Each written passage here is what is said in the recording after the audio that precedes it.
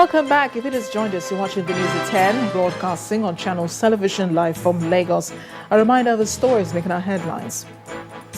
President Muhammadu Buhari promises Nigeria a budget of diversification in 2016. Chairman of the Presidential Committee on Corruption confirms that the UK is seeking the extradition of former governor of Bayelsa State, Dieprie Alamesea. It's World Teachers' Day today, and governors honor outstanding teachers. While NATO urges Russia to end airstrikes in civilian designated areas in Syria.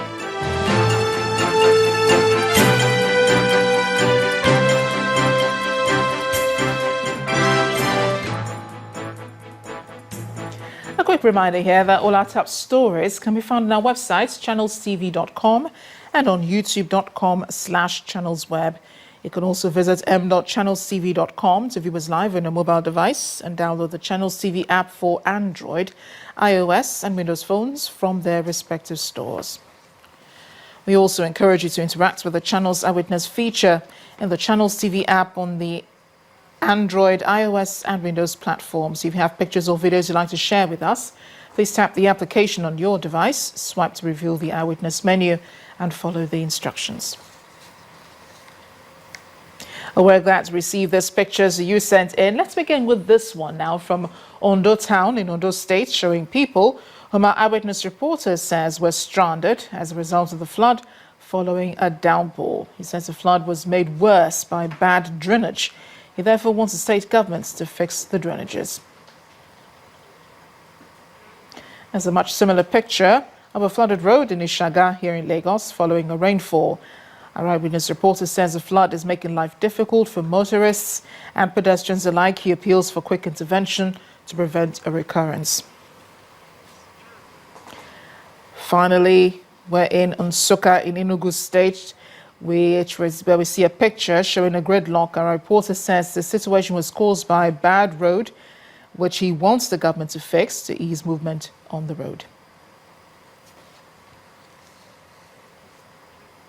Thank you for sending in those pictures, and please note that you too can become an Eyewitness reporter for Channels Television. All you have to do is download the Channels Television free apps from their stores, and there you go.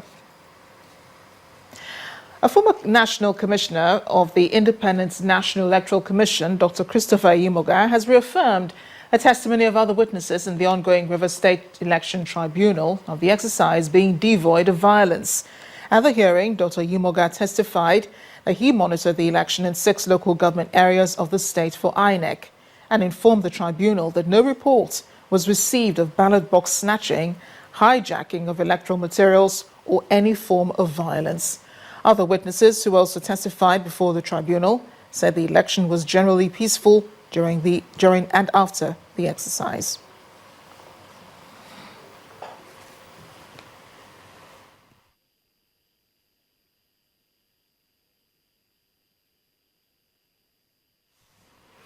Today is World Teachers' Day all over the world.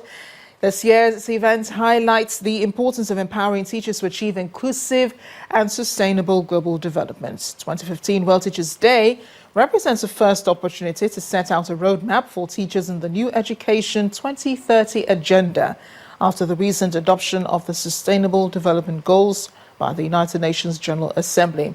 Despite widely acknowledged importance of teachers in character molding in society, they're not fully appreciated. This year, the World Teachers' Day highlights the need to empower all teachers through the provision of decent, safe and healthy working conditions, trust, professional autonomy and academic freedom. World Teachers' Day. It's observed every October the 5th worldwide to celebrate the good work of teachers. According to the UNESCO Institute for Statistics, up to 10.9 million primary school teachers will need to be recruited by 2020 to meet the goal of providing universal primary education for all. In the spirit of the celebration, Governor Ayodele Fayose of Ekiti State gave out brand new cars to some head teachers for their outstanding performance.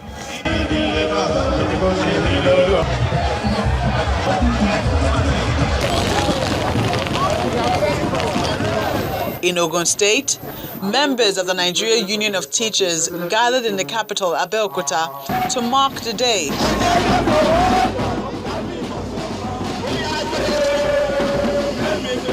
They were addressed by Governor Ibikunle Amosun, who promised to employ 600 more teachers. We are currently in the process of recruiting over 600 teachers and non-teaching staff into our newly constructed model schools across the state. In Kwara State, all the public schools are under lock and key, while the teachers assemble at the state secretariat. In the northwest, teachers in Kaduna State ask governments at all levels to take the issue of their welfare and upgrading of schools more seriously. If you empower a teacher very, very well, I assure you that the society will be well sustained. The enlightenment will be more than what it is today. I love you. In Imo State, Governor Rochas Okorocha addressed the teachers who assembled at the Hero Square in Owerri, the state capital. He promised an initiative aimed at catering for teachers' welfare. We want you to help us as we are going to help you. Believe me, I can do anything for teachers of Imo State. But I want you to help me. In Calabar, the Cross River State capital, teachers converge on the Abraham Odia Sports Stadium, Unical, to observe the day.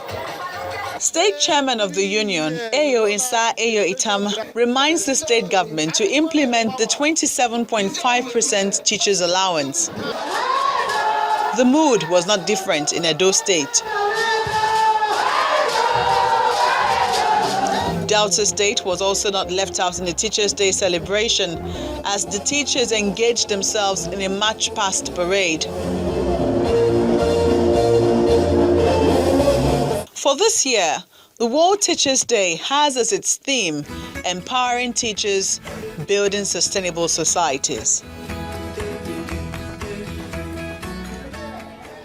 To speak more about the World Teachers' Day, I have the president of the Nigerian Union of Teachers, Comrade Michael Olukoya, in our studios in Abuja.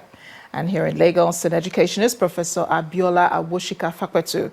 Both guests, you're welcome to the news at 10. But let's begin with Comrade Michael Olukoya in Abuja. Do teachers have a lot to celebrate this year?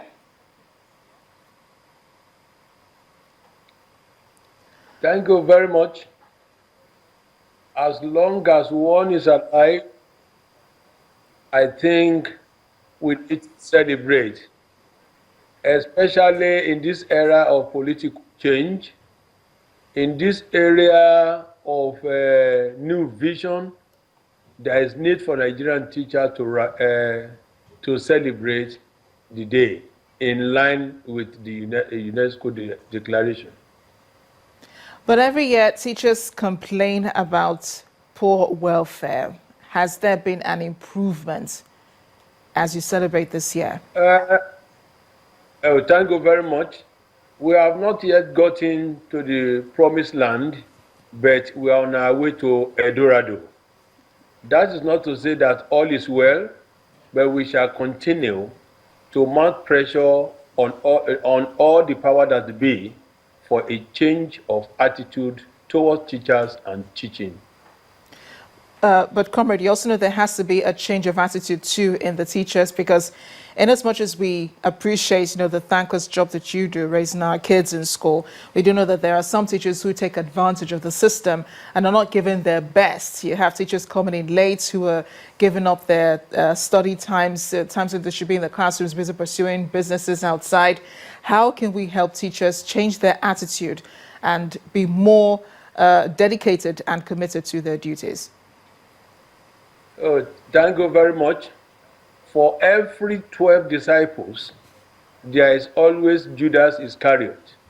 We in the Nigeria Union of Teachers usually partner with government and employers of teachers to ensure that discipline is installed, to ensure that people do their work. And from time to time, on the part of the union, we organize seminars, bulletin, whereby we tell our members to be more dedicated to their duties. I'm going to come now to our studio in Lagos, where we have Professor Biola Awushika Fakwetu, and let's talk about the administrative part of this celebrations. Some have called for a state of emergency in the education sector. Do we really need one? Absolutely. We are in a state of, I don't want to use the word chaos, it might seem overstated, but there's a whole lot that is wrong with our system. I will not put the blames on the teachers per se. I will put the blame on policies.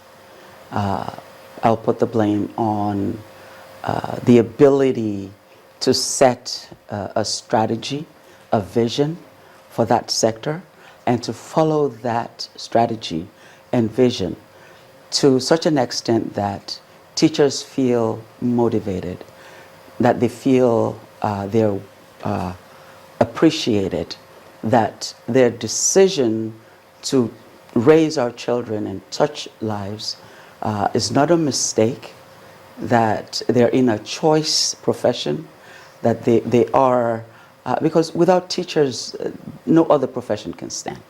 But we have not accorded that profession that status.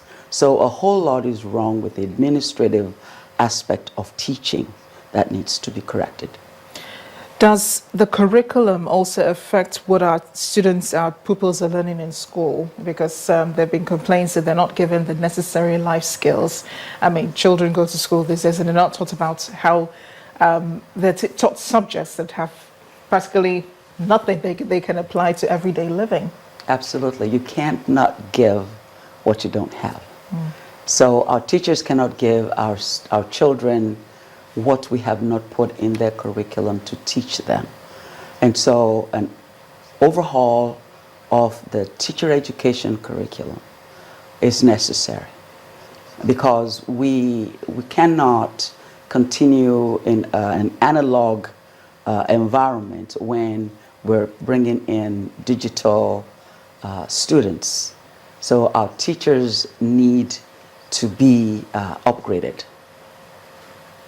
It's interesting you should say that, because, well, digital education is supposed to improve learning in schools. And a recent study did say that children who are more digital than others who learn the traditional way are not any smarter than those who learn the traditional way. I don't know if you agree. We cannot do one without the other.